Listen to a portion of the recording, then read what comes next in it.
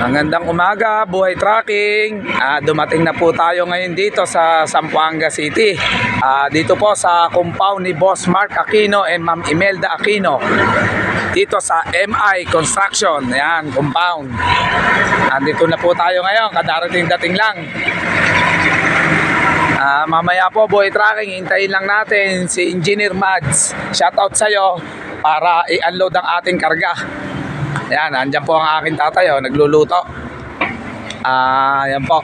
Dating-dating lang po natin, buhay tracking. Maya-maya pa po natin i-unload dyan. Shoutout. Shoutout sa'yo sa nag-iisang caretaker dito, kay tata. Yan, shoutout sa'yo. Nagkita na naman tayong muli. Yan po. Andito po tayo sa compound ni Boss Mark Aquino and Ma'am Imelda. Yan, shoutout po sa lahat ng MI Construction employee. Shoutout sa inyo. Yan, nandito tayo. Yan po, buhay tracking. Mamaya po, buhay tracking, sisilipin po natin yung ginagawang resort nila doon, yung kung saan lahat ng mga materialis natin ang gagaling ng Manila, tayo nagdi-deliver. Shoutout nga po pala sa mabait at walang sawang tumatangkilik ng ating tracking kay Boss Engineer Demi Aquino at kay Ma'am Engineer Bella. Yan, sa lahat po ng bumubuo ng kanilang kumpanya po, shoutout po sa inyong lahat. Ayan, sa DNA Engineering Construction, ayan, shoutout po sa lahat ng mga empleyado po.